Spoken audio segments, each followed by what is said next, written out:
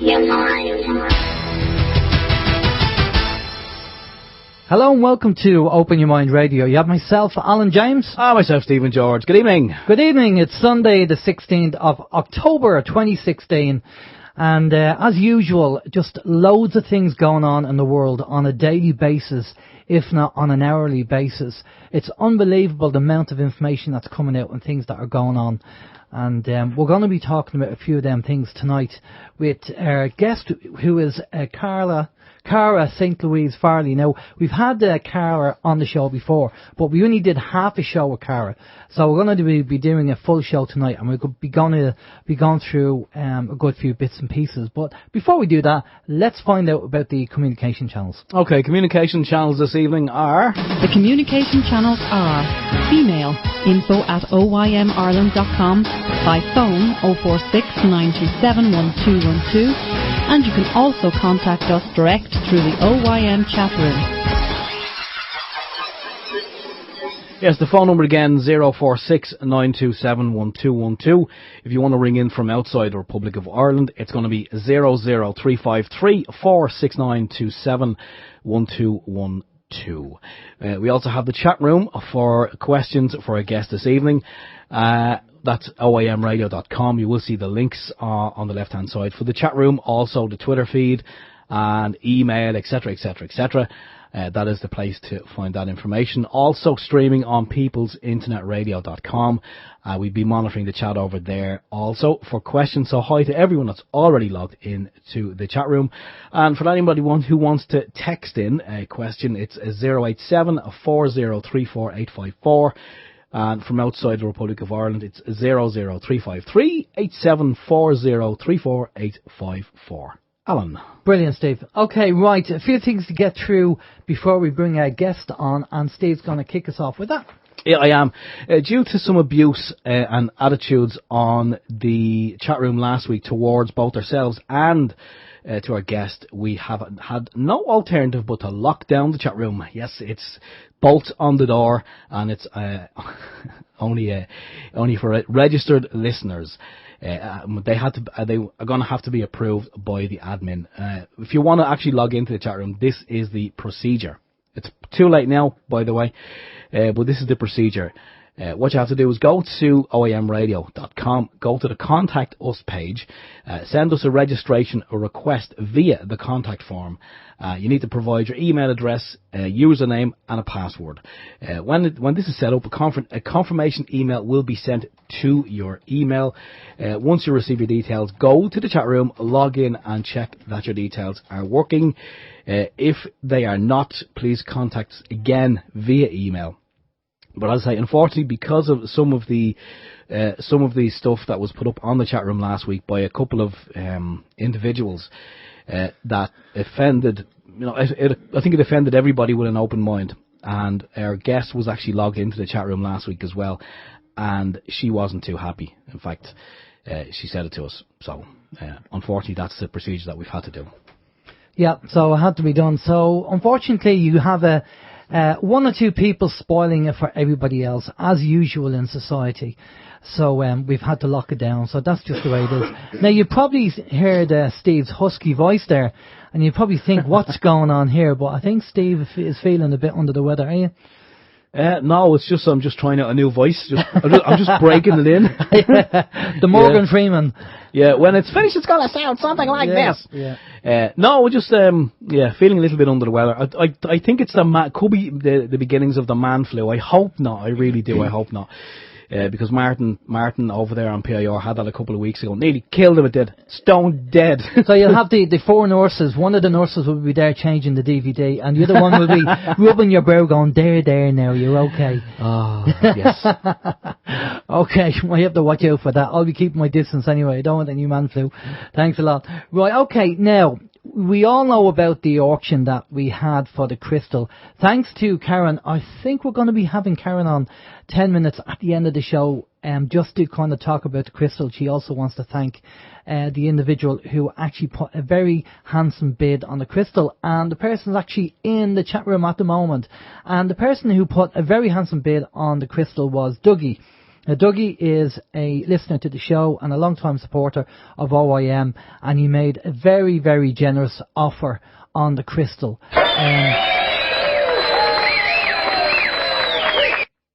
But there's a kind of even a nicer thing that Dougie did. Dougie's actually not going to buy the crystal for himself. Dougie's actually going to donate the crystal to one of our other listeners who's on the chat room as well, called Joan. Joan is going through one or two things in her life, and Dougie felt that Joan could do with a bit of a pick-me-up and an uplift, and maybe the crystal might be a help in her life in some way. So Dougie kindly has not only put a nice bid on the auction for the crystal, but he's actually donating it to Joan. I think that's just fantastic. I mean, that is a fantastic gift, Dougie. Fair play to you for doing what you're doing. That's brilliant. And the money raised will be going to the homeless charity, and there'll be enough there to actually maybe we'll look at one or two other projects as well that we can help out with. And all that information, once we do stuff like that, we normally put it up on Facebook and email it out to show people what was done. So again, Dougie, thank you very much for your fantastic bid on the crystal and your generous offer to Joan. I'm sure Joan is in the chat room there. She'll probably want to thank you there. So we leave it with you anyway, but again, I'm hoping that Karen will be on 10 minutes at the end of the show to talk about the crystal, and thank Dougie for bidding on it as well. A big thanks to Karen Quinn Tostado for making the crystal. It's a one-off crystal, and she shipped it over from the States as well for the auction, raising funds for the homeless. So fair play, Karen, for doing that as well. Steve? Yeah, I just want to mention we completed a video yesterday in relation to an experiment with a computer fan. This is something that we kind of dreamed up recently because we're still looking into free energy, or at least producing, getting more out than you're putting in. So we drove down the road yesterday with a computer fan stuck out the window, connected up to some wire and a voltmeter. And I think that's how I got sick. But anyway, it was all for the good of science and OYM. So I'm taking it for the team. But yeah, if you want to go over to the YouTube channel and check the video out, or else just go onto the website, you'll see the link there for the YouTube channel, and you will see the video of how much voltage we actually got out of a computer fan being held out the window at a car travelling 60 miles per hour. Yes. Now, we're going to be doing more experiments like this. It was a very, very basic experiment. Yeah, we're going to go for 100 miles an hour on a bigger motor and a bigger fan. Yeah. But yeah, no, it was just a video just to show what you can do with just a DC fan and the power that you can get with wind power. But we'll be doing more of them experiments as time goes on. Yeah, we will, hopefully. And just one more thing that I want to mention. I suppose I shouldn't really, because this would be. Oh, do you know what I'll mention anyway? This is what I was going to say for my week, so I'm getting in early. Oh, okay. Just a conversation during the week with my wife, and anyone who's a long time listener of the show knows that how we feel about vaccinations. Anyway, she just mentioned to me during the week that the BCG vaccination that a lot of people in Ireland would have got as a child. Anyone who, if you ever look at your arm and you have three kind of indentations in it, like a triangular formation on your arm, that is the BCG. Seemingly, they have been short of this vaccine over the past couple of years, and so obviously people hadn't been getting it. A lot of people were concerned, but recently, seemingly, the HSE have come out and said they're no longer going to provide the BCG vaccination because, well, they've kind of found that it wasn't really effective anyway, so they're not going to bother giving it to people anymore. So they said something to do with, there's enough herd vaccination out there, so they're not really that concerned. So that kind of makes you wonder, if it was never really effective to begin with, and people were getting it, getting your 3 jabs in your arm when you're a baby, an infant. I mean, this was given at a very, very young age. So you have to wonder, the stuff that was in it. Actually, sorry, one of the reasons why they're not doing it is because they finally actually admitted that a lot of children were becoming sick after it. Now, they weren't saying that anybody died through mercury poisoning or anything like that, but a lot of children did become sick. So that's kind of it's gone anyway, according to my wife. And she should know because she's a woman. But there we go. And that's really... Okay. Are you ready to go? Okay, He's typing frantically. It's the whole username thing on the chat room. That's what we're trying to sort out at the same time. Right. Okay. Just one more thing on the list before we go to Alan and Steve's break. CBD, there's a new CBD law come into the UK. Again, they're knuckling down on any products that contain CBD. And what they're saying is the MHRA takes the view that CBD products are medical, as it satisfies the second limb of the definition of a medical product. This means that products containing cannabinoid CBD oil in their formulation will require a marketing authorization to be granted for them before they can legally be sold, supplied or advertised anywhere in the UK. So in the UK, they're clamping down on any products that have CBD and classifying them as medicine rather than food. Now, I did happen to have a talk with Kate from Healing with Hemp during the week, and she's aware of that. And obviously, we're over in Ireland, we're not in the UK, so we're still all okay for the hemp juice. But something to keep an eye out, because as Steve said during the week, and I agree with him, normally if it goes in the UK, comes into the UK, we normally get it as well over here. So we'll just have to keep an eye on that. Right, I was going to say, how's your week? But you talked about your vaccine. Yeah. Okay. There's nothing more to say, really. That's it. Okay, no Highlight problem. my week. Okay, well, I'll just... Actually, sorry, do you know what? I will say one thing. Sorry, okay, yeah. I will just say one thing.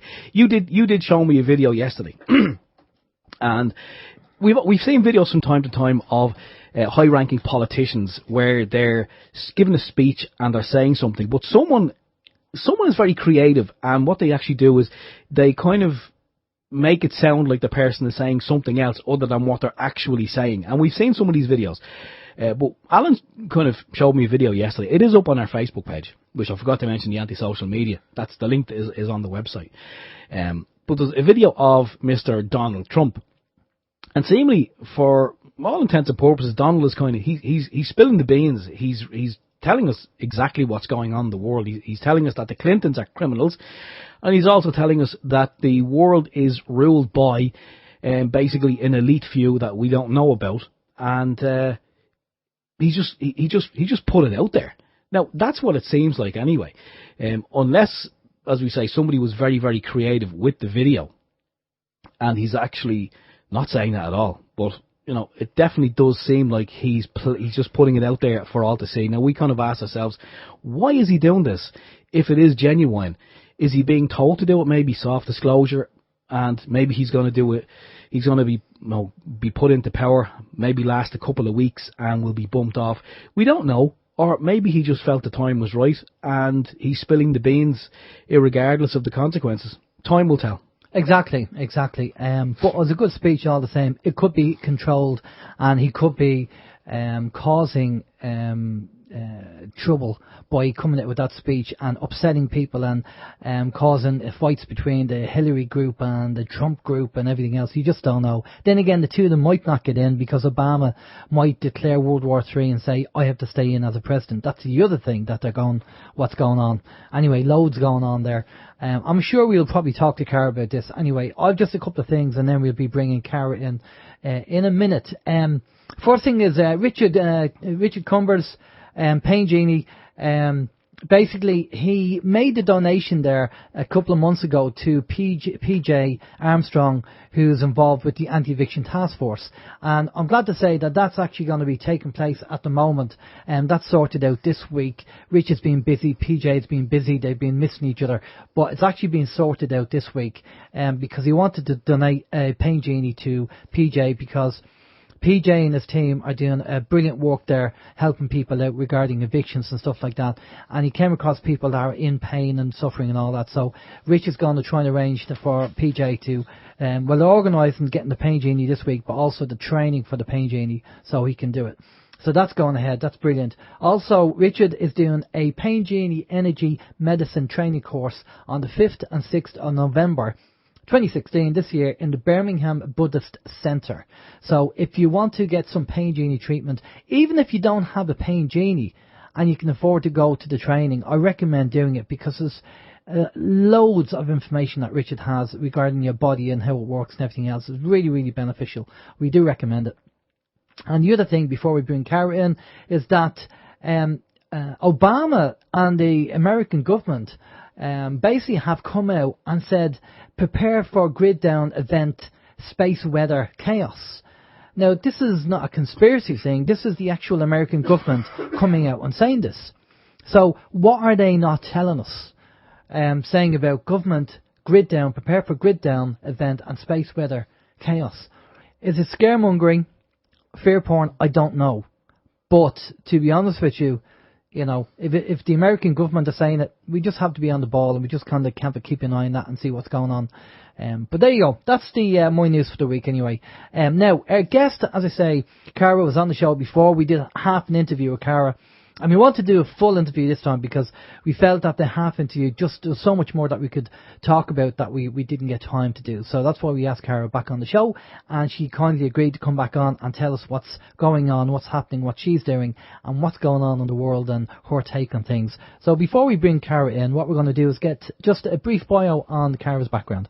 Okay, Cara St. Louis is a writer, teacher, activist and speaker hailing from the American Southwest, infused with the old spirit of the sovereign individual. She has been and continues to be committed to Waldorf School of Teaching, which is a pedagogy centred around protecting the imagination of the human being.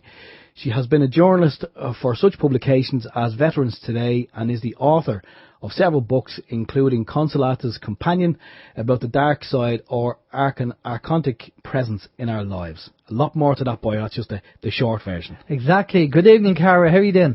Hi, I'm doing fine. That was the short. I'm kidding. Hang on. Where's the book? We have about 50 pages here of a bio for you. You've done everything and seen everything. Yeah. So, is there anything that you just want to tag on to the end of that people need to know? Absolutely, I do. Of course, I do, because you guys brought a couple of really interesting things to the discussion. First of all, let's back all the way up to vaccines, can we?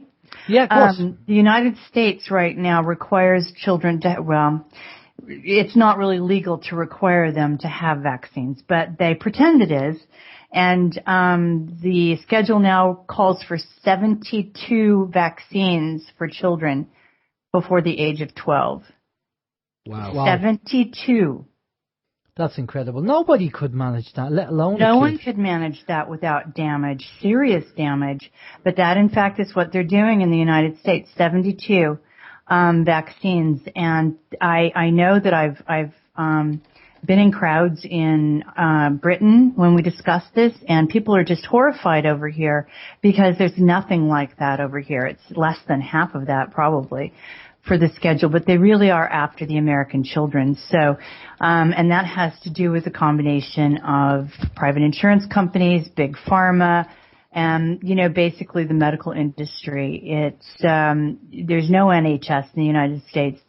There's none of that. It's all about, insurance companies and big pharma making money. And the best way to do that is to sicken the citizenry. And one of the best ways to sicken the citizenry is by injuring them via vaccines.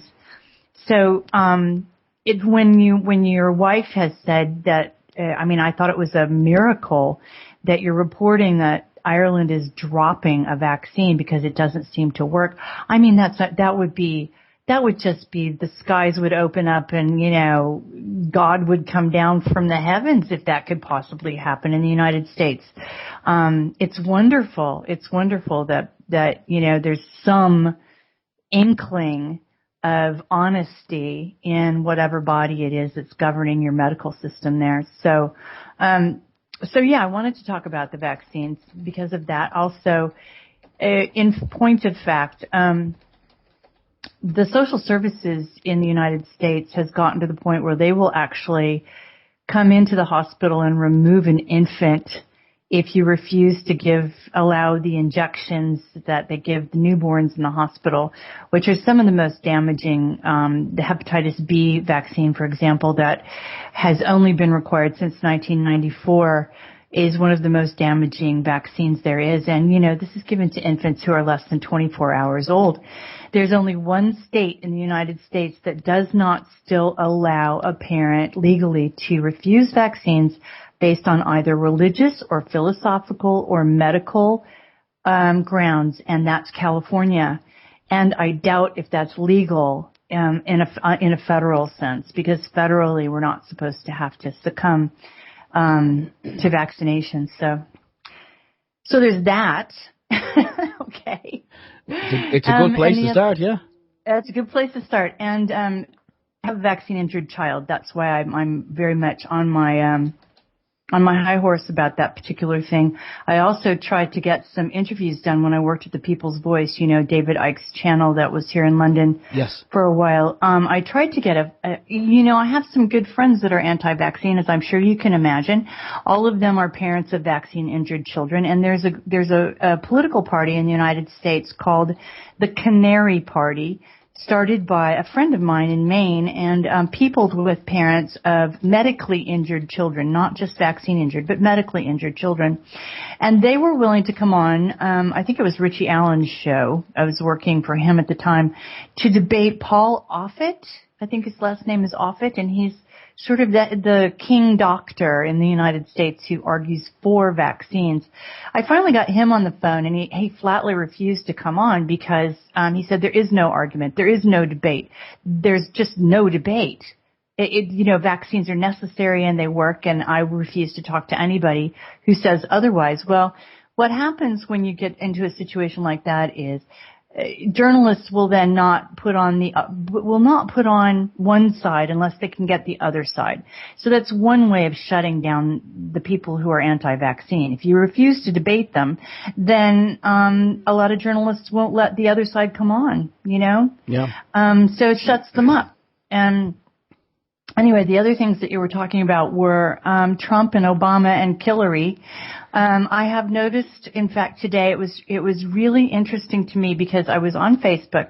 A friend that I've had for probably 12 or 15 years finally spotted one of the snotty remarks that I've made about the election.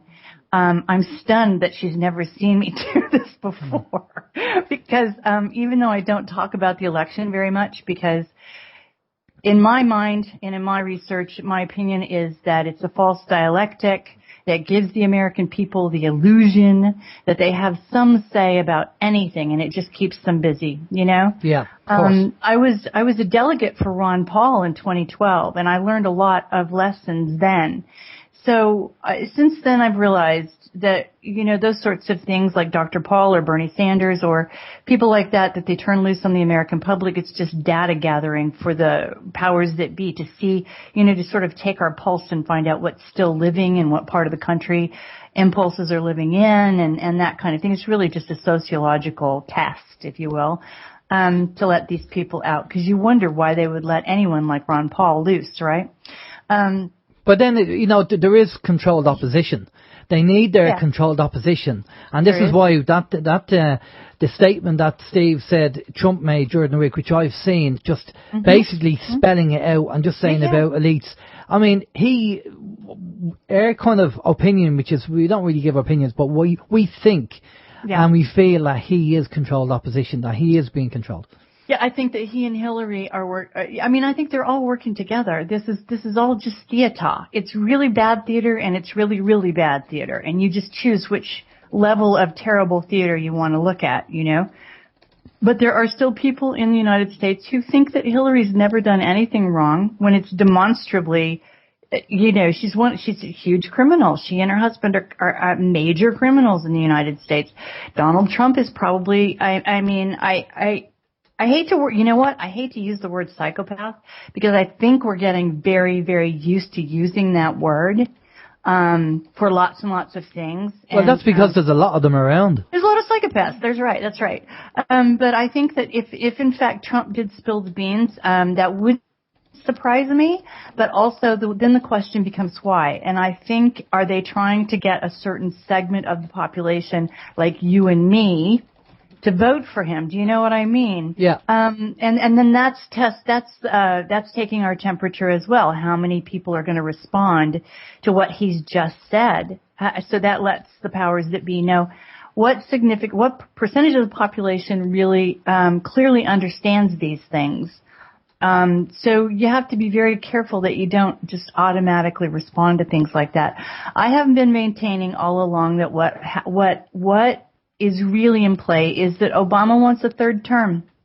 I mean, I just think that that's what it's going to boil down to. That's my prediction, and I hope it doesn't happen because I think he's more dangerous than the other two. But let's see if in fact that's what happens. I think Obama's angling for a third term is what's up. I've made the prediction, and now I'm just going to sit here and see what happens. Okay.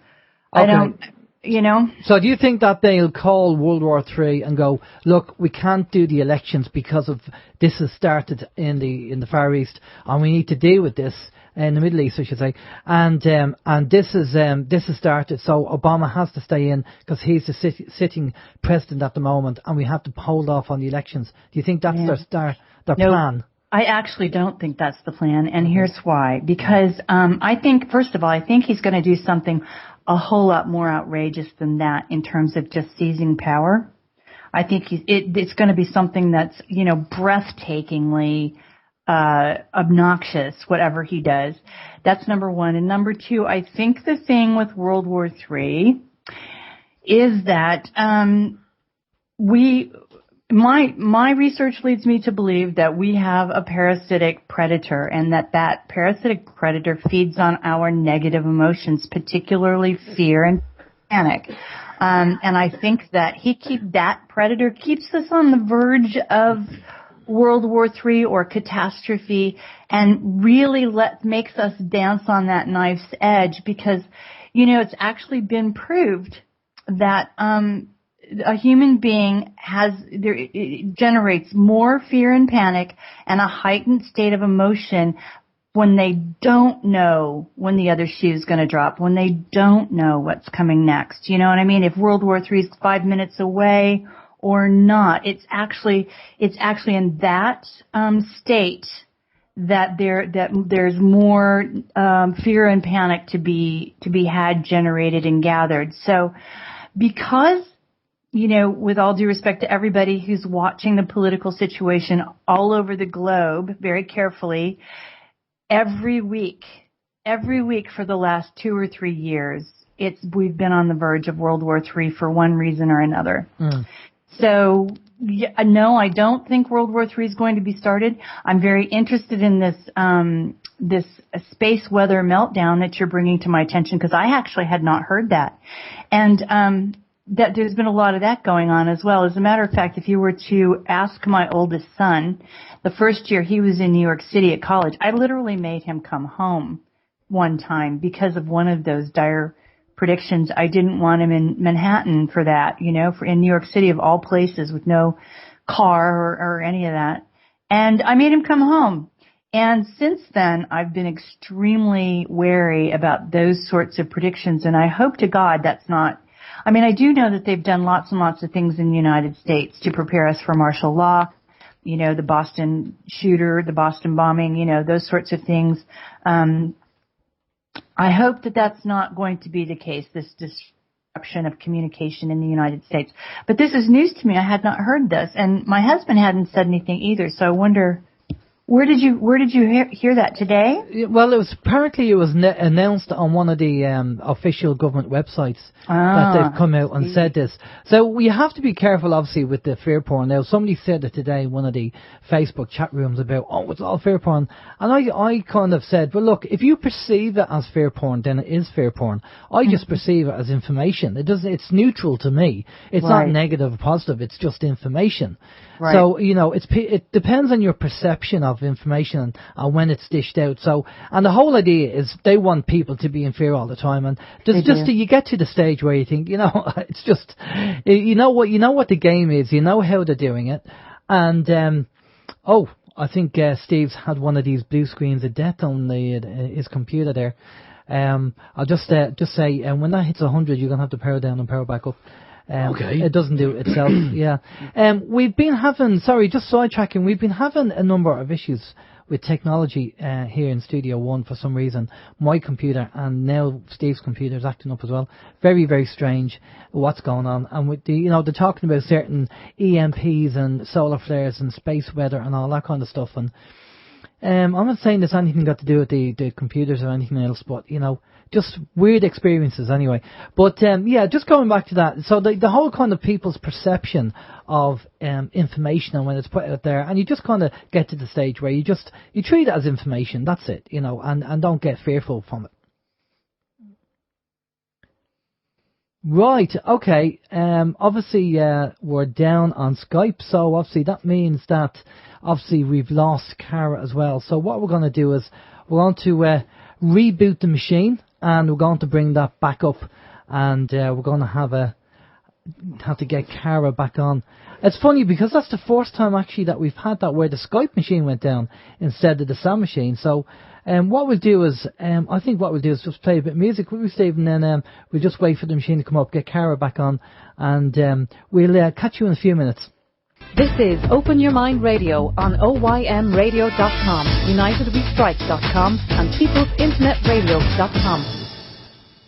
Right, we're back. We're sorry about that, guys. It's basically, Windows, it's a pile of crap anyway. It's Windows 10, and Windows 10 has a mind of its own, and what it does is decides to upgrade itself right in the middle of being on Skype, and then crashing and then does resetting, And they said something like, if Microsoft built cars, your car would be breaking down every 100 yards. Yeah.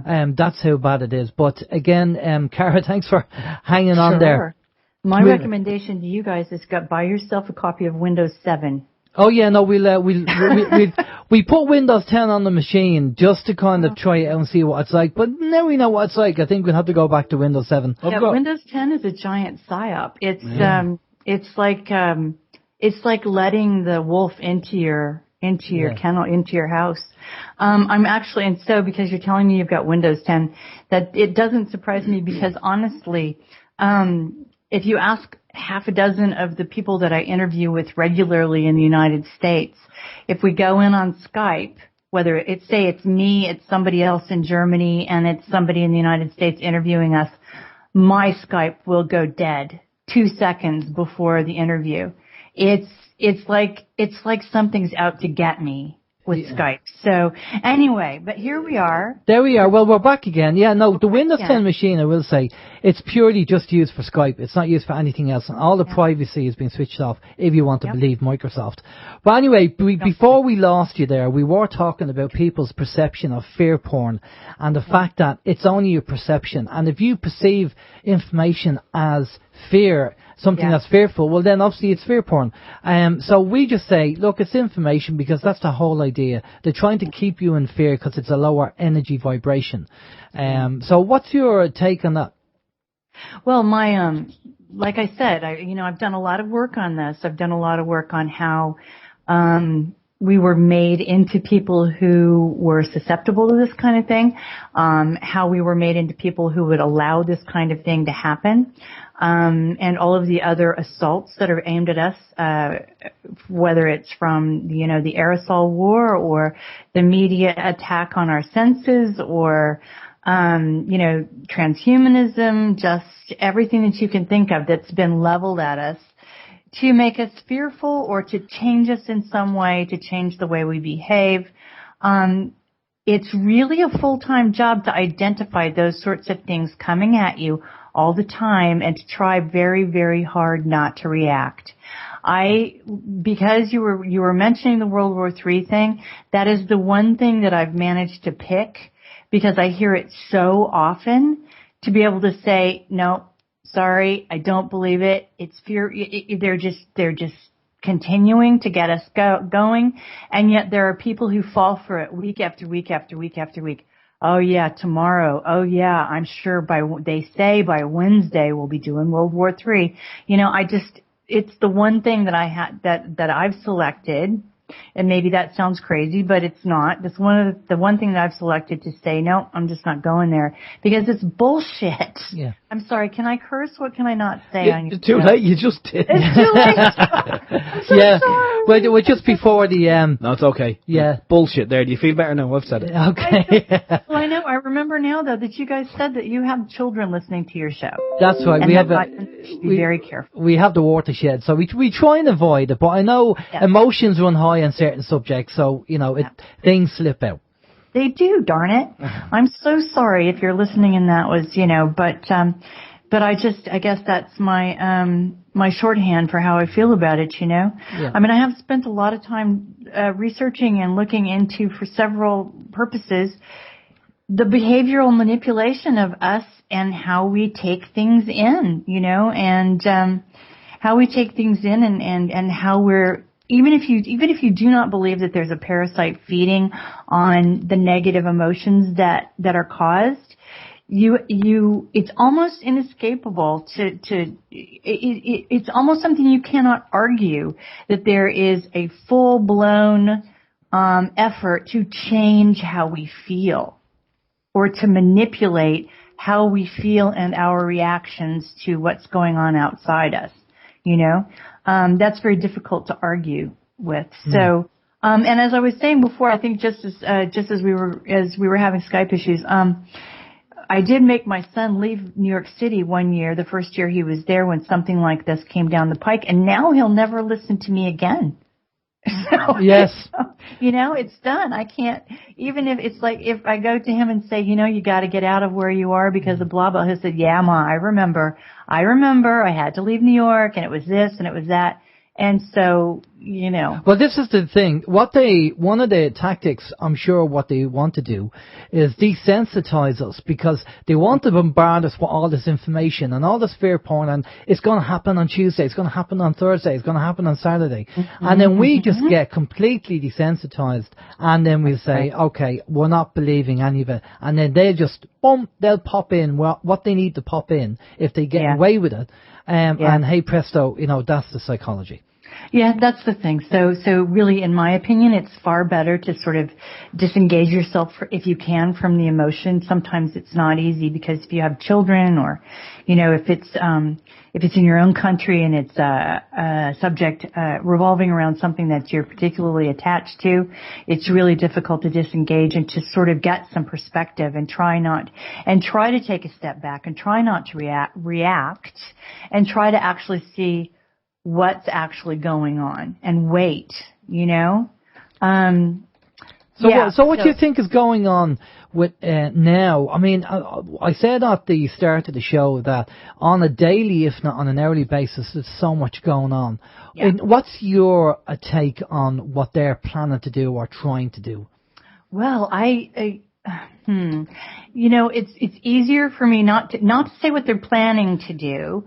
I think they're planning to do more of the same, which is try to keep us under control. However, I am working on something right now. I'm working on something right now that's kind of putting it all together, all of the pieces together, based on about half a dozen researchers. And it has to do with why they're doing what they're doing. There's two things I think we need to remember. First of all, if you think about the full spectrum dominance attack that's leveled against humanity all the time, I think, and yet, somehow we're still standing, somehow we're still walking, somehow we still struggle against, the full hallucination, the full hypnotism, the full trance that they're trying to put. Somehow we still struggle against that. What that tells me is that, or what it told me, is that we are fairly mighty entities on this planet. It takes a lot, apparently, to try to knock us down. And they haven't quite succeeded, so not completely. So I think what they're going to continue to try to do is find different ways to subjugate us, okay? Everything that's leveled against us is kind of working in concert. There's everything that's in the air. I call it the aerosol war now because I don't like the term geoengineering because I think that's just whitewashing. I mean, it makes it sound so scientific and so, good for us, like brushing our teeth, I don't like that term. I try not to use that term. I try not to use the word chemtrailing because it's been associated with the foil hats. I kind of agree with you on that. I try and avoid using chemtrails. I do like the word geoengineering because it sounds scientific. But what word do you use? I use the word aerosol war. It's the aerosol war because that's what they're leveling at us. The aerosol that's being released into the atmosphere, into our plasma, contains a lot of stuff. It contains all kinds of heavy metals at sub-micron-sized particles that actually go into our bodies through our noses, through our skin, and cross the blood-brain barrier. It contains, and this is provable, absolutely proved, it contains self-unpacking and self-replicating nanobots that get into our bloodstream and do God knows what while they're in there. There is strontium is one of the things that's being released and that we take into our bloodstream. That's a bone marrow seeker. That destroys the iron in our blood and that limits our capacity for making white blood cells and red blood cells, which tanks our immune system. I mean, there's all kinds of stuff. This is one of the first things that I started to write about after my mother was killed. So, all of those things are coming to us in the aerosol war. They're also changing with the aerosols that they're spraying into the environment. The plasma, it is a plasma, really, that we walk around in. It's just not quite as dense as water, but it is a plasma. Air is a plasma.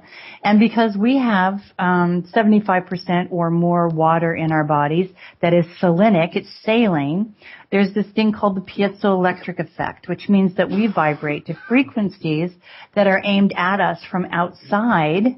Okay, they can change the plasma around us, alter the frequency in the plasma around us, and that the fluid in our bodies, because of the piezoelectric effect, will resonate in different ways based on what frequencies are being aimed at us. That's coming to us through the aerosols coming down, through us, through the air to our bodies. There's that. I can't remember what else were we talking about. We were just talking about the full spectrum dominance, right? The aerosol assault on our systems. That's, if nothing else, tanking our immune systems, which makes us sitting ducks for all kinds of illnesses, and in the United States makes us customers for Big Pharma. Okay, if they can make us sick, then they have patience from the word go until the day we die. I mean, it's abhorrent what's happening. So, that's one of the things that they're doing to us, and so to change us. And I think the original question was, what do they have planned? Well, they have more of the same plan. Certainly they have an education system in place that behaviorally modifies us into being just exactly the compliant, willing, robots that they want us to be. I did a lot of work on what I would call the false chronology.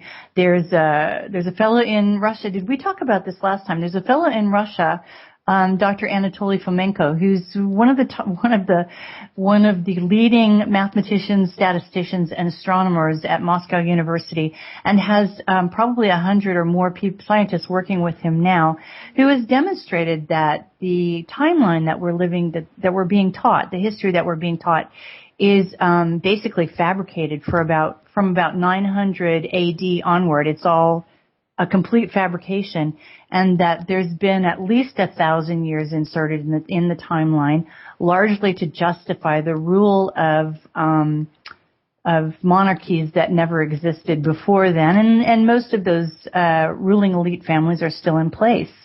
But when you have a hostage student, when you take a child out of the home at 4 or 5 and you sit them in rows at schools, it doesn't take very many generations to eliminate any kind of previous memory of what was actually going on and create a completely new history based on what you want people to believe. It doesn't take much at all. No, so there's that. The whole programming of, I mean, again, we talk about the financial system, the pharmaceutical medical system, the educational system, and the religious system. I mean, they're all infected and changed and controlled and manipulated. And we have to kind of wake up now. This is the problem, because we know history has been changed to suit the people who have the money, make the history, and they make the changes to it. So we know it's being manipulated and changed. It's trying to get to the root of what the real history is. That's exactly. I find the problem, because everybody has their take on what they think the real history is, but we don't know for sure. And obviously, anything that goes against the dogma is locked away, put away, and or people are, if they do find out, probably taken out or removed from the system. So, and this is the problem we have now. Obviously, where we are at the moment, there is a mass awakening going on. I have to say, from where we're sitting anyway, in the 6+ years that we've been doing the radio show, we've seen a massive awakening of people, waking up to everything. And even if it doesn't have to be on the bigger level, even if it's just a case of we don't like the politicians, they're liars, and don't trust them, even on that level. People are now unhappy. So we keep hearing about the energy hitting the planet and changes taking place. What are you seeing from your point of view? Well, I am actually working on a book right now, and I know I'm talking to Ireland, so I'm taking my life in my hands when I say this. But and I'm saying that tongue in cheek, guys. But I'm working on a book called Guardians of Blood and Fire: The Search for the Celtic Heart. Okay. And that may sound like it doesn't have anything at all to do with what we're talking about. But in fact, it has everything to do with what we're talking about. Because when you start to, put together the pieces of this assault on us, one of the first things you ask yourselves is who's doing it and why, right? Why? What is it that they're trying to in my mind, eliminate from our memory? In my mind, they're trying to, they're rewriting history, which means there's something back there they don't want us to know. I mean, why rewrite history unless there's something you're trying to hide, guys, right? Yeah. Okay, so here's the thing. I'm writing this book in conjunction with a woman called Maria Wheatley. You may or may not know Maria, but she's a master dowser, and she's a scholar in the sacred sites. And also, I've just had a contribution from James Edward Swagger, who you may know from Capricorn Radio, or not, I don't know. But they are specialists in the sacred sites. Okay, my postulate is that there is a seed race at the very base of the changes that's part of the true history. And the reason there's several reasons I think this, and I'm going to call them something that is probably going to get you lots of business in your chat room in a second, but I call them the Fae. Okay. And I have had several scholars. I've gathered a lot of information from several people.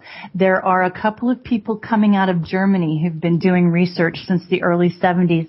One of them is a fellow called Erhard Landmann, and he's been doing etymological research for decades now, and he has found evidence of the Fae as a seed race all over this planet.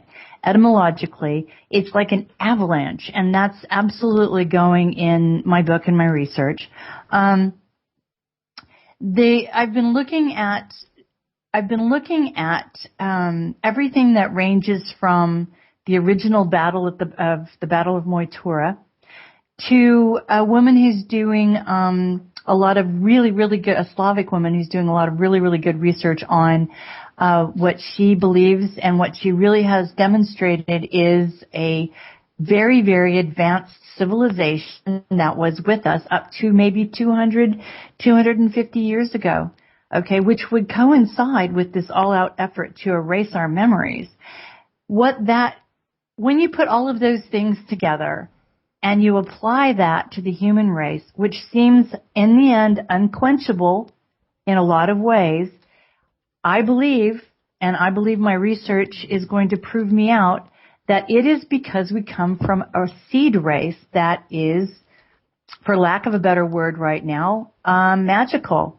We have our imaginations, which means we are magical beings. If you take that apart, that word apart, it's I, mage, in, which is magic. This is another thing I've been writing and lecturing about for years and years, is the human imagination. This is something that we have that I think makes us unique in the universe. Where it comes from is another question, in terms of our ancestry. However, we still have it. And the imagination is the translator between the morphogenic field, which is pure potential, and what we materialize here on this plane.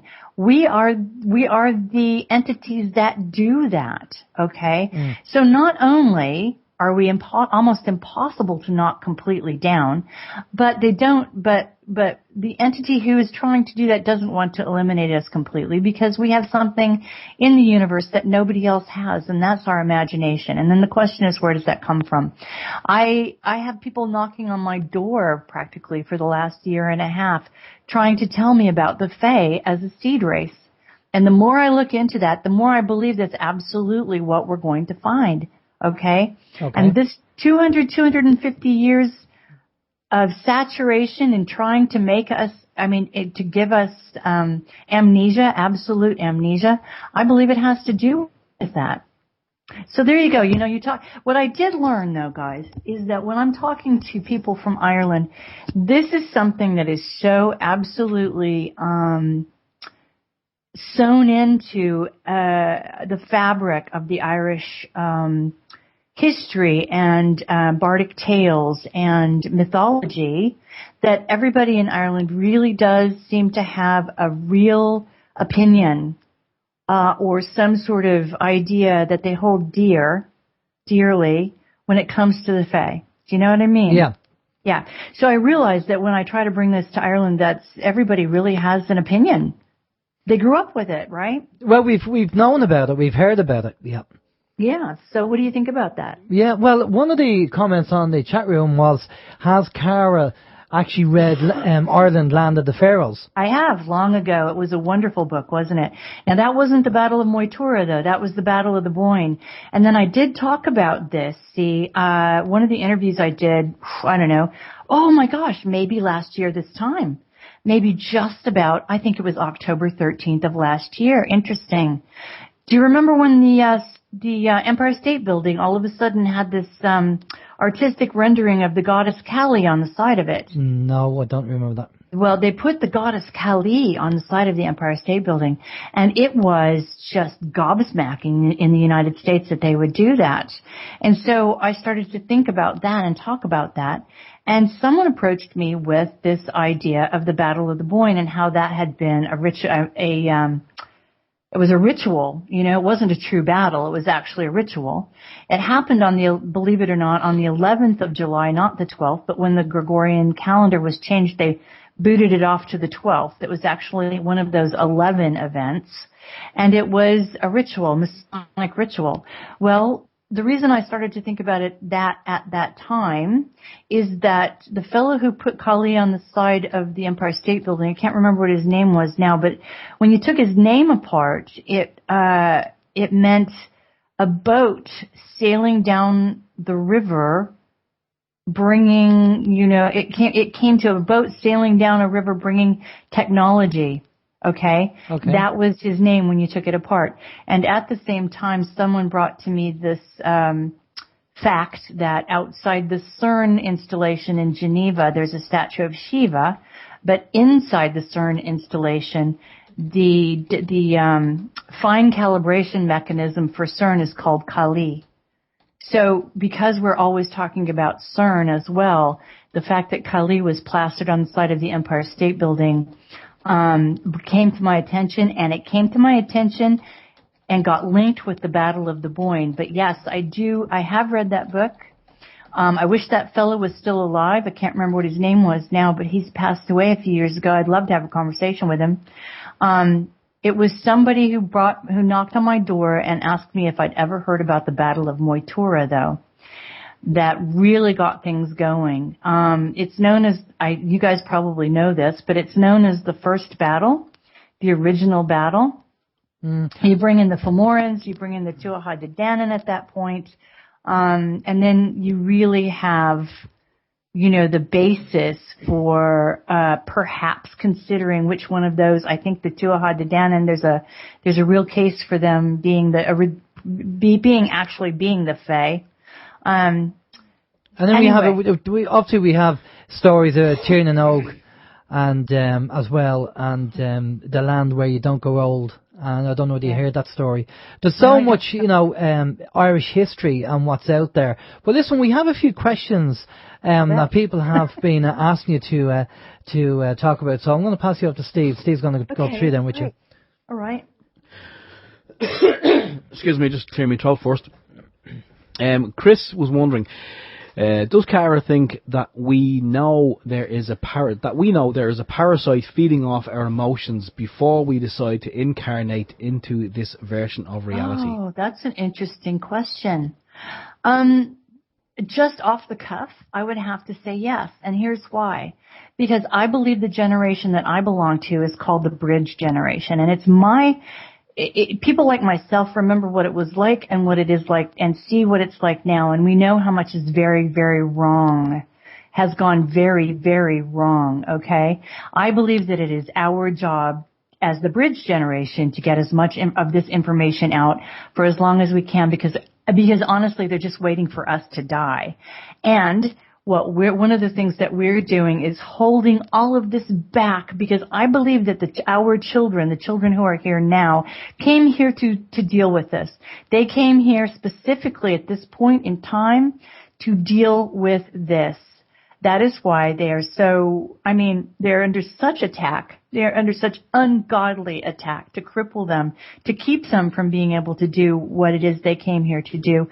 And that's why we're always talking about things like indigo children and how the children that are, that have incarnated now are so different and so, they come in not knowing so much, knowing what it took us a lifetime to unveil and to see, but they come in knowing that. So, yeah, I do think that they're coming now knowing full well what it is that they have to deal with, and it's our job to protect them as well as we can, so that they can try to meet this where they are. This is a real turning point. I mean, this is a real turning of the tide, I think, in our history. Okay, and just wanted to mention as well, I think when Alan was talking earlier on, I think the story he was referring to was, I don't know if you've heard about it, Cara, the Children of Lear. Was that the one you were referring to? No, I don't know that one. Alan, the Children of Lear, the children that never grew old. Yeah, that's right. And basically what happened was, very quickly, they cross over from Tír na nÓg and Children of Lear, and he's on the horse and he's told if he gets off the horse, he's going to age, and he does get off the horse for some reason. I forget the story, but yeah, the story of Tír na nÓg and the Children of Lear, that's something that you might want to look into. It's quite an interesting story. I will. Because there's loads of these. I mean, even where I live, in the village that I live in, we have fairy forts all over the place. Right. And the Irish tradition is that you never ever build on the fairy fort because that's just bad luck. Right. And you get people saying, oh, that's just all, all superstition. And then all of a sudden they build on it and things start happening. Yeah. I mean, look, we told you, don't build on a fairy fort, Well, now, guys, the Fae, the fairies are were the guardians of the ley lines. You probably have heard that as well. Guardians of the ley lines. And they have, I know you're talking about a fairy wrath as well as a fort, and a wrath is probably the same thing. What if they're just guarding an energy that we no longer understand? Do you know what I mean? Yeah. I think one of the things that I did recently was make a little thing for my own channel in reaction to someone, I'm not going to say who, because it's someone I do respect highly, but someone had recently said in an interview that demons, archons, and fairies were really 3 different words for the same kind of evil. And I have to say, I take umbrage. I take exception to that because I think that couldn't be more wrong, number one. And number two, the Fae, are an entity that we no longer really understand. That's what I think. I think they wedded themselves to this planet in ways that we don't understand. They're guardians of this planet in ways that we don't understand. And frankly, they take care of the planet the way a person, the way someone might take care of an apple tree. The apples are in much better shape if the tree is taken care of, but ultimately what they care about is the tree. Do you know what I mean? So, no, I wouldn't. It is just as damaging to lump the Fae in with entities like demons and archons and jinn and things like that, as it is to spread the idea that the Fae are Tinkerbell and Walt Disney and all of that. These are all negative.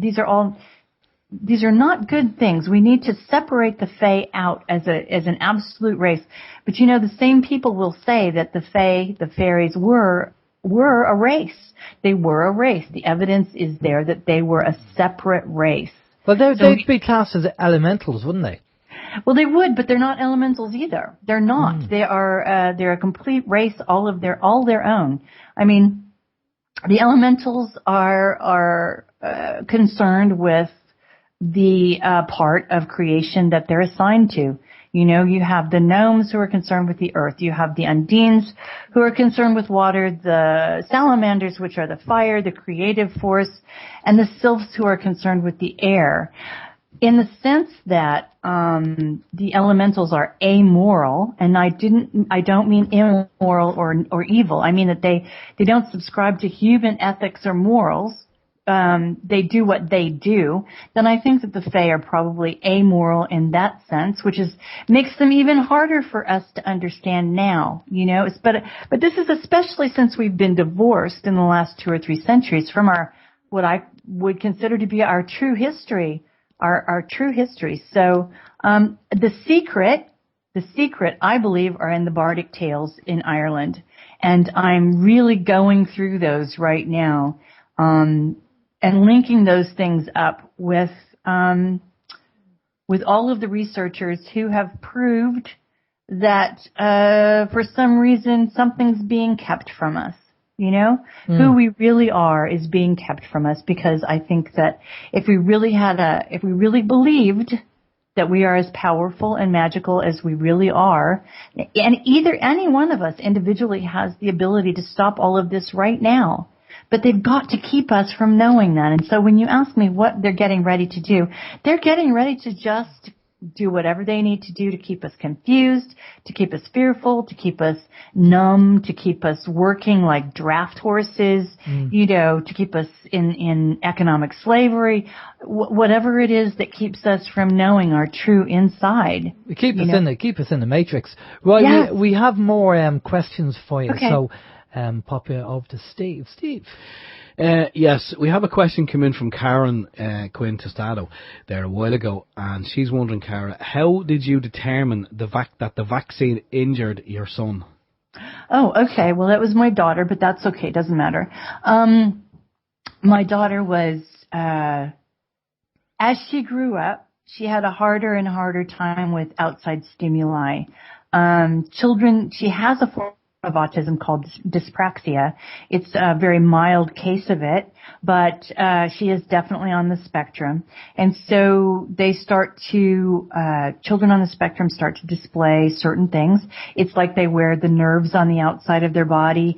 Loud sounds disturb them. They have trouble with transitions from one thing to the next.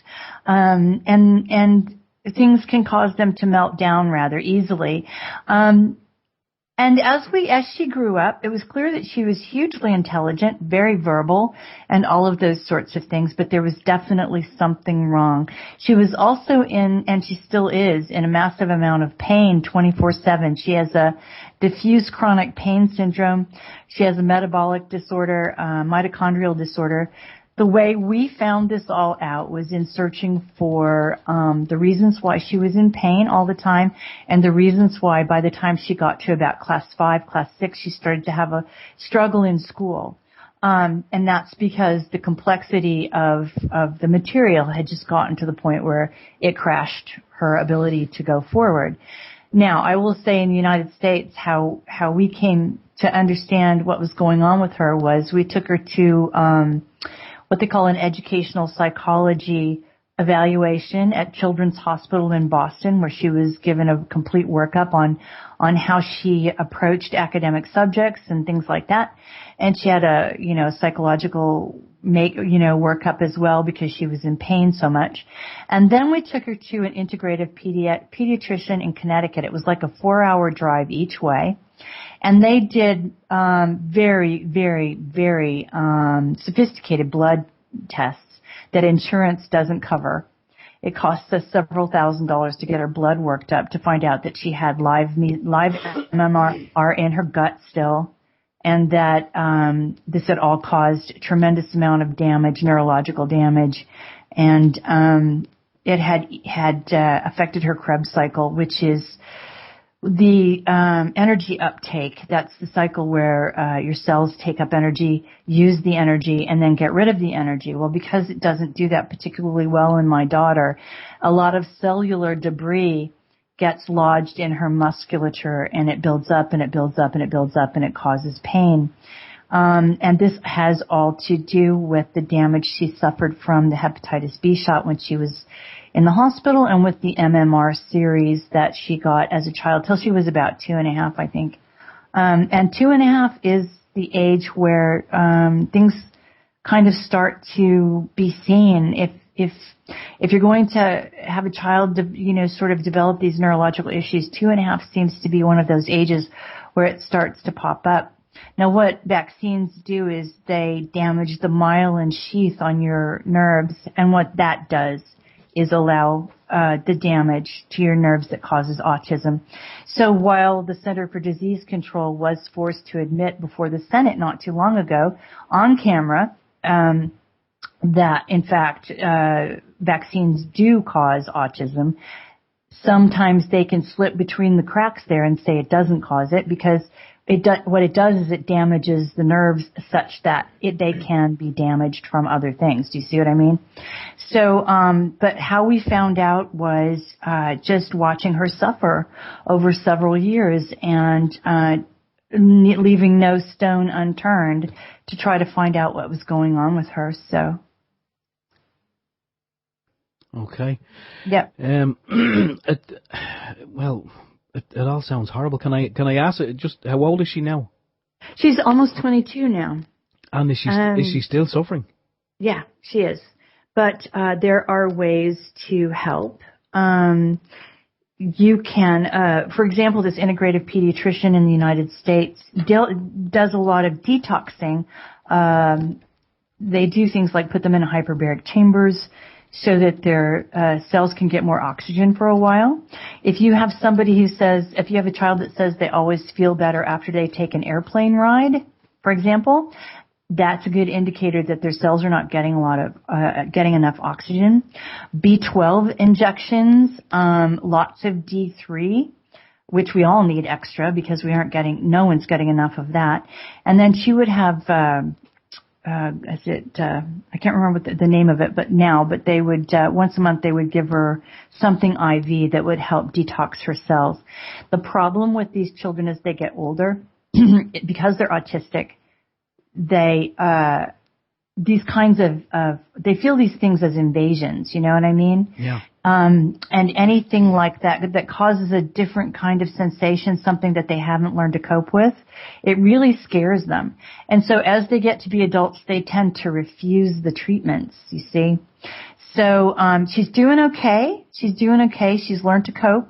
I'm very, very hopeful that one day we'll just be able to start over on the detox stuff and she'll be able to get through it. She's a lovely, wonderful human being, but she's no different than 1 in 50 children now have autism. 1 in 50. Yeah. And that ain't no accident, folks. That ain't no accident. So,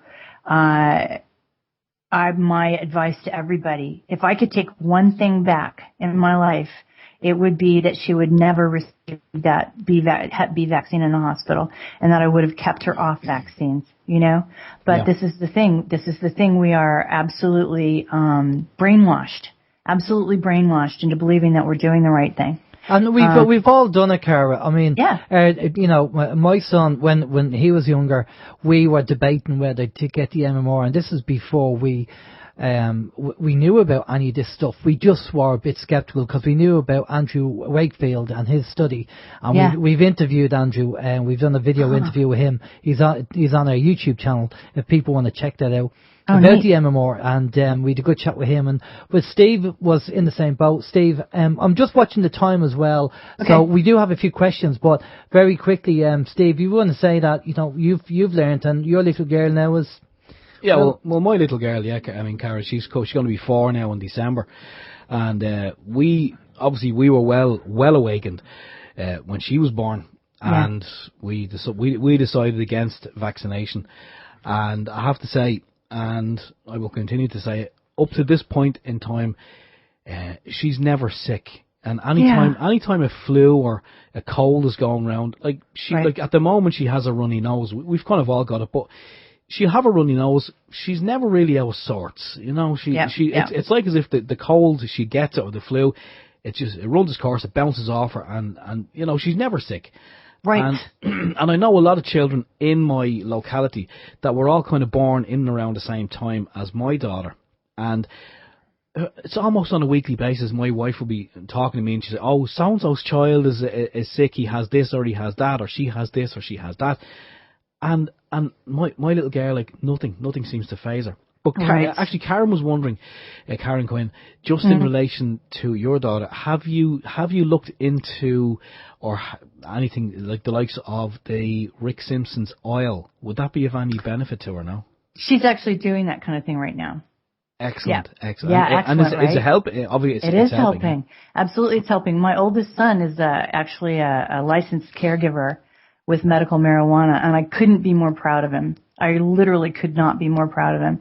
He's bringing that and the oil to himself, to his little sister, because he suffers from anxiety, to his sister who suffers from pain and the anxiety that goes along with that, and to his little brother who's got some health issues as well, and of course to anybody else who needs help. But yeah, so she's definitely doing that, and that just it pleases me no end. It absolutely pleases me no end. So, I have to tell you though, interestingly enough, because this is really funny, you'll get a kick out of this. I was in Germany a month or two ago, and I was sitting at a dinner table with some folks who are not awake, okay? Some folks who are very mainstream. And we were talking about the fact that my oldest son is a licensed caregiver and all that stuff. And then I said something along the lines of course, the only thing that we really worry about is whether or not Monsanto is going to get a hold of that patent, or Big Pharma is going to get a hold of that patent and ruin everything, you know, because you know they're trying. Of course they're trying to. And this woman looked at me in all seriousness, and she said to me, well, why don't Americans vote?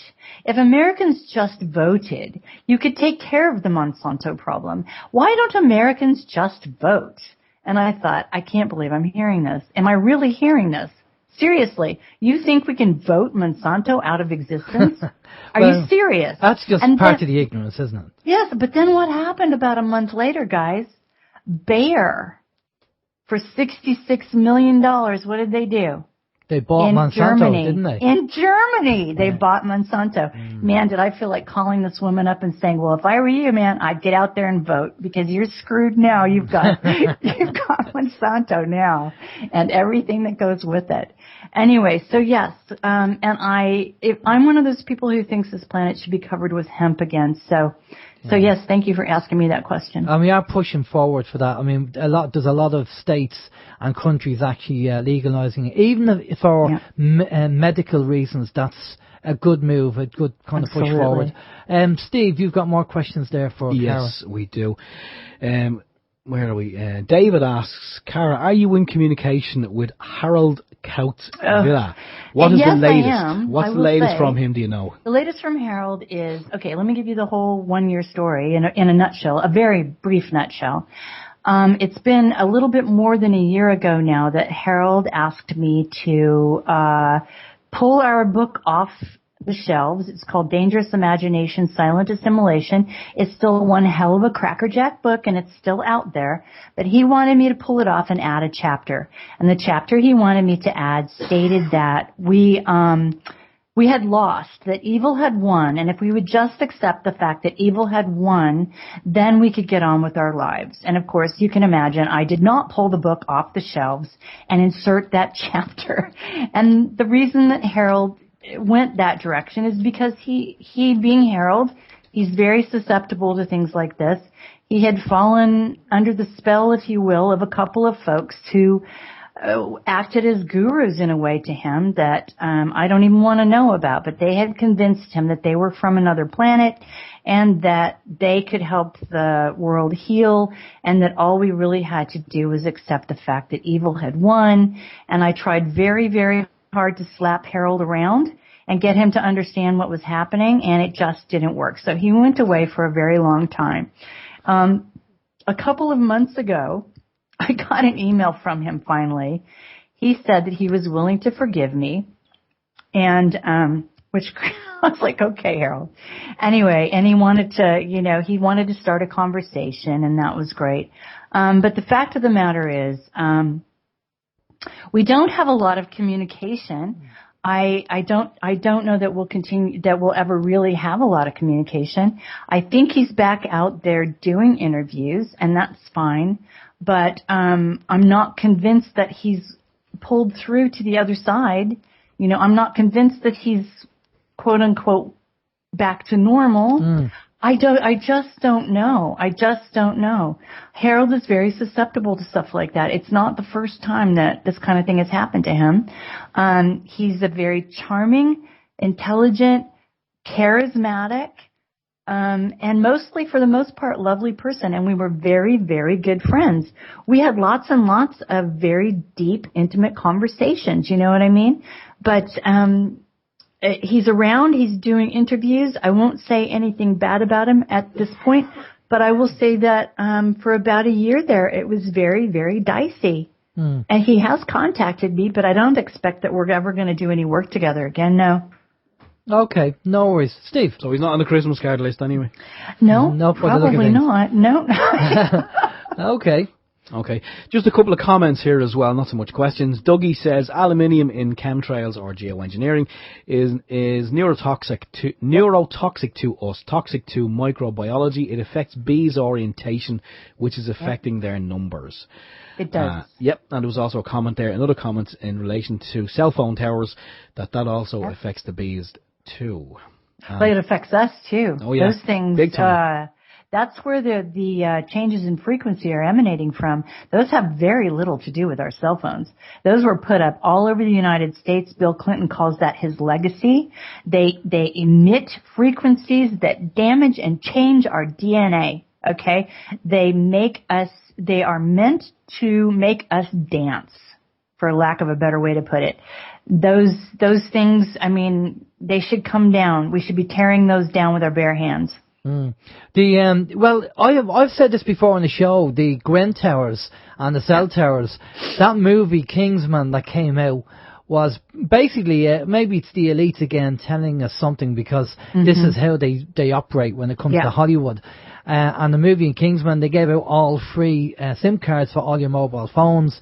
And then when the time was right, they operated the actual cell towers, operated the frequency, and then it made people more violent. Now, we know that the Tetra radio system that the police use over here in Ireland, the Gardaí, and the Tetra system in the UK, same system, the frequencies it's on actually makes the police more violent. Yeah. Right. Yeah. So we've had Barry Trower on, who's a physicist, and he was telling us about this. I know of him. Yeah. So Barry's a good friend of OYM's, and he was telling us all about this. And the police in America, funny enough, used to have Tetra. They got rid of it. So it's just uncanny that they know this technology and the frequencies and how they affects us in all different ways. And one thing that we do talk about is the dangers of frequencies. Anything over 300 megahertz is classed as microwave and dangerous. Right. And we have implemented certain things in our houses here where we've removed the likes of deck phones, microwaves, we've wired network connections, our Wi-Fi is switched off. So we're doing, it's very hard to get away from it because people say, oh, it's all around you. Yes, we know that, but it's all about reducing your exposure to it because it's the environment that we're in.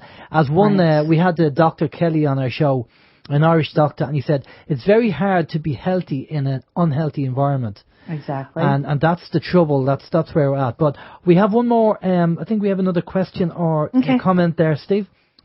Yeah, just in relation to the book that you said you're working on, Cara, which I think I got it right, Guardians of Blood and Fire, The Search for the Celtic Heart. Yes. Do we know when it's going to be released? Yes, inside a month. I'll let you guys know. Excellent. It'll be available very shortly. About quarters of it will be written by myself. The other quarter is a contribution by Maria Wheatley and James Edward Swagger, descriptions of all the sacred sites and how that figures in. I really I think this is going to be epic, this book, okay? It'll be out in about a month or less. I'm aiming for Halloween. The only thing that ever slows me down is once it's written, you have to do all the stupid, you have to get it into print, and that can be, Anyway, so yes, I'm aiming for Halloween, and as soon as it's out, I'm going to have it translated into German. It'll be my third book translated into German, but I think this is hugely important. And a couple of the contributors have been German scientists, and so I want it in German. One of the German scientists, one of the physicists that I'm going to be quoting in the book, has tied the crop circles to the Fae, which I think is fantastic. I agree. I used to talk to Maria about crop circles, and I said, to me, it seems like they're coming from the earth.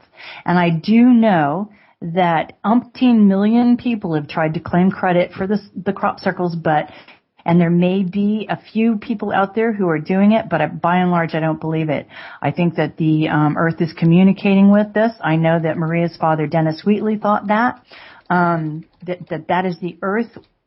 This is Sophia communicating from the inside out and perhaps being responded to from the outside in.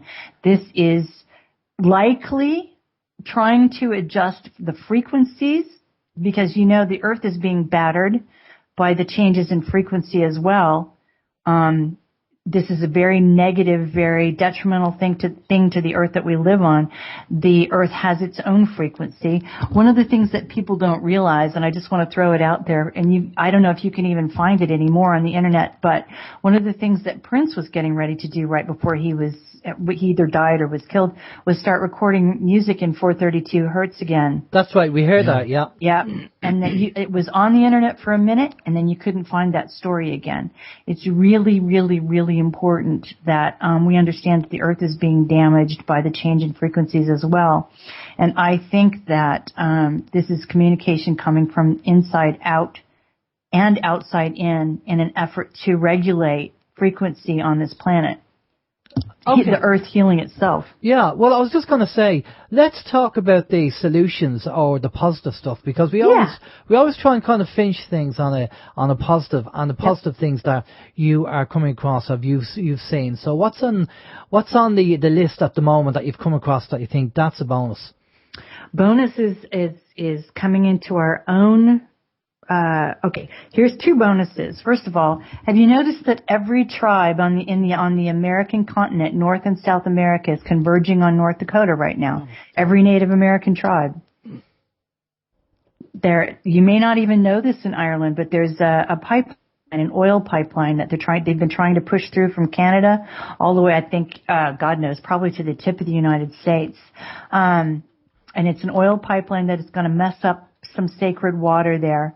And just about every tribe, if not every tribe in the United States, for the very first time in hundreds of years, have walked or hitchhiked or somehow they've all gotten to this space in North Dakota to stand against the oil pipeline and to be protectors of the water that's there. Now, it wasn't too long ago that I saw someone had videoed the fact that the Hopi had arrived. And even now that brings tears to my eyes, because the Hopi are the carriers of ancient prophecies for this world, and they are there. I saw The Sami come from Norway, from above the Arctic Circle. The Sami have shown up in North Dakota, all of these indigenous tribes. And then the last thing I saw was a video of some Aztecs, people who consider themselves to be ancestral Aztecs coming from, I guess, Central America or Mexico. I'm not really quite sure. I think it's Mexico, had come all the way up to North Dakota to stand for the water, for the sacred water against the oil. I find that to be astonishing. There's a massive change going on, and there is a unity between the tribes. Now, we're going to bring Karen Quinn to Stato on, because Karen wants to quickly have a mention about the crystal that we talked about earlier on the show. But right. Karen also knows what's going on. She's been in touch with the tribal people over there. So if you don't mind, Cara, do it. I want to hear. Karen will give us a few minutes on what's going on. If you don't mind, Karen, give us an update on what's going on over there. Hi, thank you very much for having me. Nice to meet you, Cara. I think we've been pretty insane and very intense conversations. Also, I want to say thank you so very much, Doug, for purchasing the Rainbow Warrior Crystal on behalf of Joan, and I am so grateful. This will benefit many people there. Your generosity has done a lot more than I could have individually, and I'm extremely grateful. Thank you. Well, thanks for doing the crystal, Karen, and sending it over to us. I mean, it's a fantastic looking crystal, and thanks to Dougie and Joan. And we will get Joan's details after the show, and we'll pack it up and send it down to her there. And again, thanks to Dougie and Joan and yourself for doing that. But do you have any update information, Karen, on the actual tribal issues over there, with the pipeline? Because Cara just expressed an interest there, just wondering what's going on. It's awesome that she did express that interest, because part of the reason, too, for the crystals and everything, I call them Rainbow Warrior Crystals, and it's because of the predictions of the Rainbow Warrior tribe, who are people of all ages and creeds and colors who will unite to create a better world in the end times. And these really are the end times, because there is also a prediction from the Lakota about, in the ending times, a black snake will come for the water. Now, these indigenous people who knew nothing of, imagine not knowing what an oil pipeline would look like. A black snake is a perfect description. And so we've got from the Lakota, we have also, the Cree, we have all kinds of predictions now that are coming to fruition. And we have a chance to stand together, because this pipeline is set to go through 4 states. And it will also cross under the Missouri River. Now, the best updates that you can get are on Facebook. I am in contact with Yvonne Shar Sky, who represents IndianVoices.net, and says that the best way to actually get to the page, and I'll put this in the chat room, is to go to IndianVoices.net and to click on the white F in the blue background. Otherwise, you can go to Facebook. All the folks who are on Facebook can just go in and type in no DAPL, so that stands for the Dakota Access Pipeline. There have been some, I don't know actually what the very latest information is, because I've been tied up with my own life here in the past couple of days, but the best way is to go.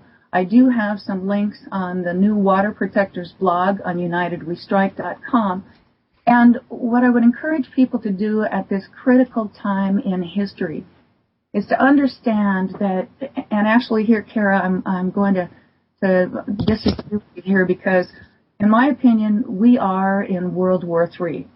And we have been in World War III since we began to wake up to the fact that war was declared upon the people of all nations. If you want to see how government care actually takes its people and what they do to its people, look at what they did to the Native American Indians. There were millions of natives living in North America on what is now called the United States prior to the conquest.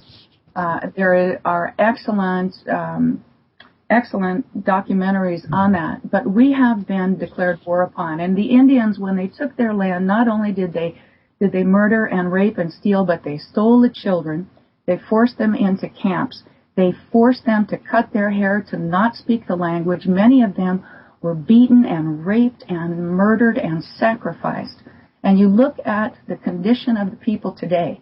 Look at how the bombs and the wars, the drones, all of this, all the governments are spending money on war and on the destruction of Gaia, of Mother Earth, of everything that we hold sacred. The people now who are coming together are not water protesters, they are water protectors.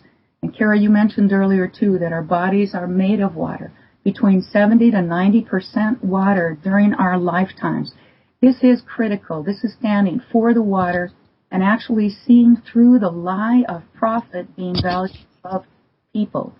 It is time to allow these prophecies to come to fruition and to decide whether or not you want to stand for obedience to slavery and to profit, or you want to rethink and re-examine our position, because we cannot drink oil, nor can we eat gold or silver, but we can drink water. Cara. Yeah. Well, no, I mean, I absolutely love hearing, and obviously a fellow countryman as well, talk about what an amazing heart. I mean, it's such I can't tell you the glow that happens around your heart when you start talking about this kind of thing and seeing this kind of thing. And I'm really, really glad that she corrected me as well, because one of the things that I'm trying to demonstrate is that it's really just been one long battle from the very beginning. For lack of a better word, better way to put it, the bad fairies chasing the good fairies. I think that we've been involved in one long, searing through the ages battle. So that's a good thing to clarify. It's not that we're not at war right now. It's not that. It's that it's, in my opinion, one long battle to try to, and as she so, wisely said, to try to eradicate the indigenous folks, the people who are the closest to the frequency of the earth, the people who are, maintain the ability to continue to communicate with the earth, minute to minute. You know what I mean? Those were the people that were the first targets. Those were the people who they tried to eradicate first. Those were, just the people who were still communicating with the earth in a very, very intimate and powerful way. So I'm glad she said that, because it gave me a chance to sort of, recast what I was trying to say anyway. But yes, so you see, this is one of the things that we're all watching right now. And my growing up near the Navajo Nation, at the four corners of the United States, near the Hopi, near the Pueblos, and all of these people, we've all known about the Hopi prophecies for sure. And she talked about a prophecy of the black snake. And I did see this woman say, we are not protesters, we are not demonstrators, we're protecting the water. And the dowsers that I work with in my work will tell you that the water is sacred. I think we kind of all know that anyway. But in my view, water holds our memories. One of the reasons that our water is under so much attack in our own bodies is because it holds our memories. But I'll tell you what, the water in the planet, that holds the memories of the planet. That's the planetary memory. And I believe that's what fracking is about. I believe that fracking is after the planet's memory as well. I think the fracking is a major issue. Karen, you just want to make a quick comment there? I do, because I agree, Cara, and I'm looking forward to knowing you also. But I would like everyone to understand that the real point here is the government supposedly has been taking care of the Indian people. And when you look at them, they need dental care, they need education, they need much better food, and they have been the always, they have been experimented on in terms of vaccines. Mm-hmm. Now, the government is going to cut their funding, just like it's going to cut all of our funding, because these brave indigenous peoples are on strike. Literally on strike, saying, no, it's not worth the handout. We're standing out for something much bigger.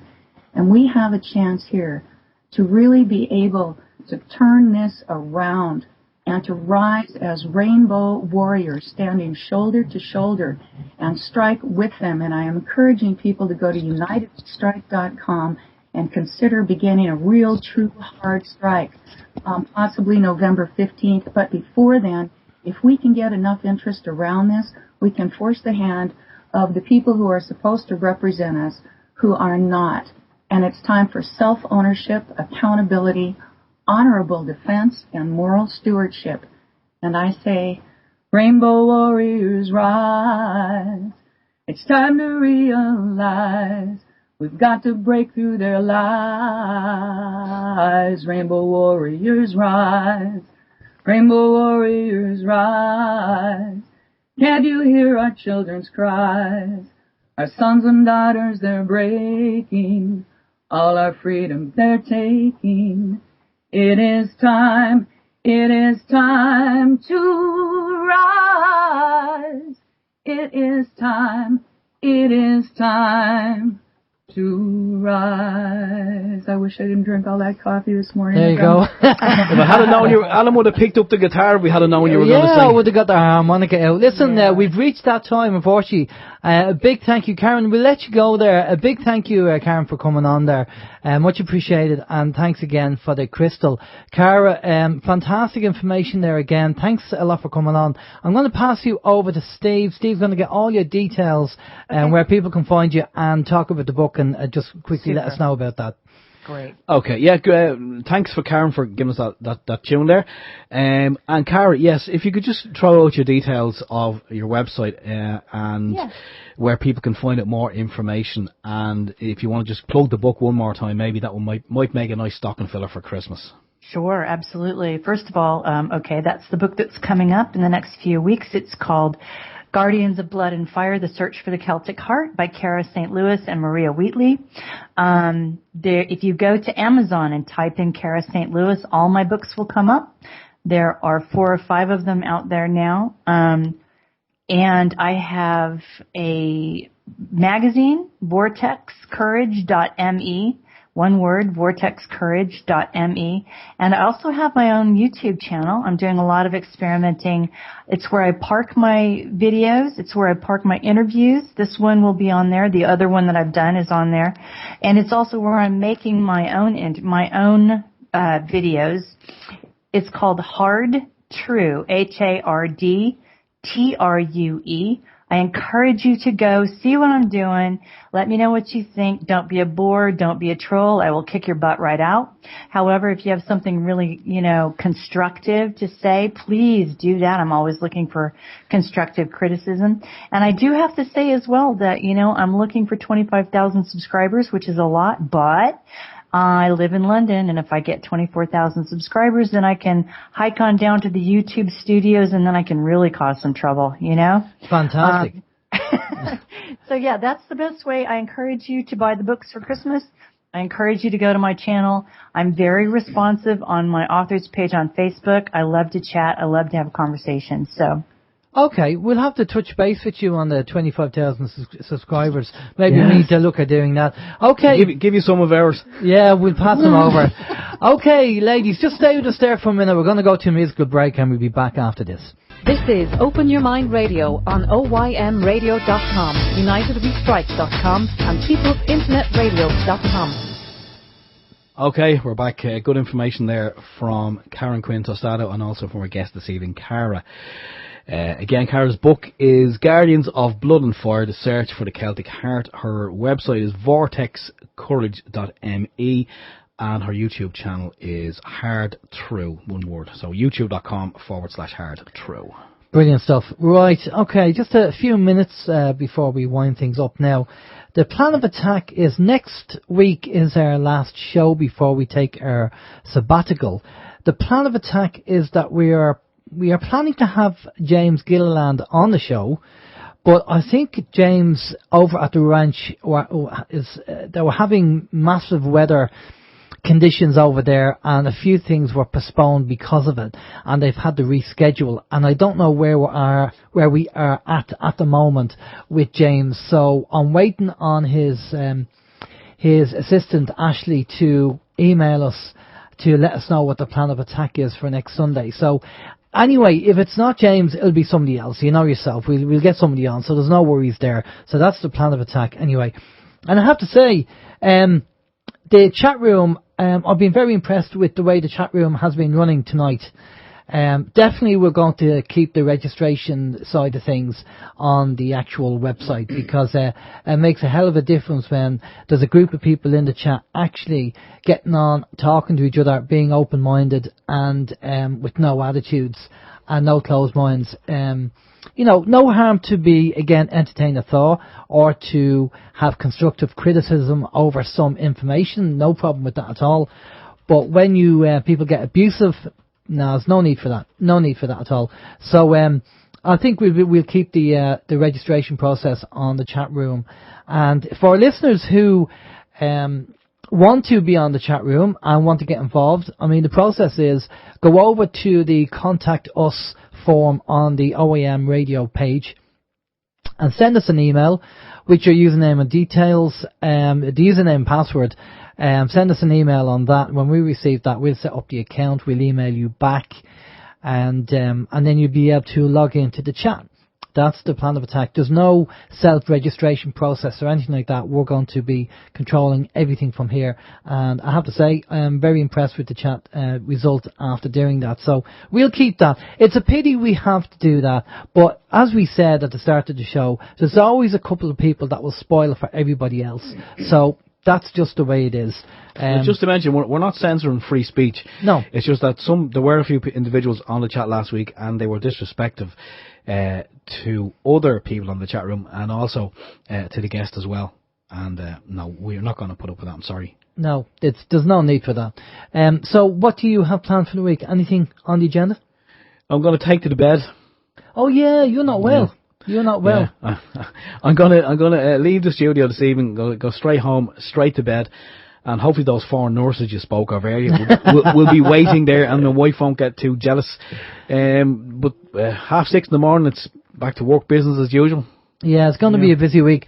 I did talk to, as I said earlier, Kate from Healing with Hemp, and they are going great guns at the moment. The conversation we had, Kate said that, and it's, this is what she said, so I'm only repeating what she said. She said, since they did the interview on OYM, she said, it's gone up another level. And they're doing more business, and they're even going to be interviewed on the Richie Allen show. So that's brilliant that they're doing that, and that business has come in, and they're getting emails from people in America asking about the hemp juice and everything else. So that's brilliant. So herself and Marcus have invited myself and Steve up to have a look at their operation. So we're going to pencil in time to do that. We also have another couple of little jobs that we have to do on the side. And we also finally got in the parts we need to do the second part of the solar generator, which is going to be a bigger, the battery that we have, but a bigger inverter. And then when we do that, because the parts are in, we'll do a video, we'll put it up on our YouTube page, and you'll see what we've done with the bigger solar generator. And then the next video after that, these are the things we're going to be doing when we're kind of on our sabbatical as well. Plus, I've ordered a bigger motor and a bigger fan, because the video we put up of the DC fan, where Steve had his hand out the window, we've ordered a bigger motor and a bigger fan, because again, we're going to do more testing, and we're going to see if we can get more power from a bigger fan, because we have a couple of ideas, don't we, Steve, about generating power? We do, yeah. We actually had a good chat there yesterday afternoon, and we've a lot of ideas kind of floating around there that may come to fruition, and if they do, then it'll certainly be interesting. It involves wind anyway, and not the kind you get after eating beans, but the natural wind. And we're not talking about wind turbines. We're not talking about the turbines and any of those big unsightly things. We're talking about something that's kind of small and neat, and we'll just, we're not planning on powering a house from it at this early stage, but we're definitely talking, if it could charge a mobile phone, well then we would consider that a success. Definitely, and there's a couple of people we're also talking to who are kind of technical in a certain area when it comes to DC converters and buck converters and buck boosters and all these little small components, which happen to be starting. They seem to be on the market now in Amazon that you can get them. And a few years ago, you wouldn't have got them. So all this kind of new tech is kind of coming out, which is brilliant to see.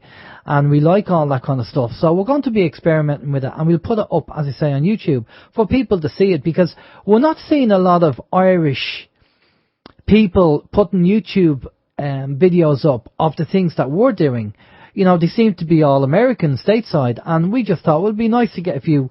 a couple of Irish videos up there of Irish guys doing it, So if there's other Irish people doing it on YouTube and you come across them, send us a link to it and we'll be happy to have a look at that. No bother there at all. We'll get YouTube to take them down. Well, we have to we're number one. We have to find out. I'll speak to Cara about this 25,000 subscribers, because maybe there's a place where you go when you're 25,000. I think I've seen... Have you ever seen some of the videos where you see someone who has a lot of subscribers and they have a YouTube baseball cap, or they might have a T-shirt with YouTube on it? That must be... there must be... I think you're taking it. Once you get so many... This is what I think anyway, very quickly. I think once you get a lot of YouTube subscribers... What they do is they send you an invitation, probably send you out a limo, and they bring you somewhere, and then they kind of go, right, now you've got a lot of subscribers, a lot of people that listen to you, so we want you to sell this. This is our product, and we're going to put your name on that product, and we're going to market that. That's what I see happening with a lot of the YouTubers that my daughter watches. Right. They're releasing books. Or the vloggers, as they're now called, they're releasing books, they're releasing perfumes. Like there's one perfume, and the girl Zoella. Anyone with teenage girls will be familiar with Zoella.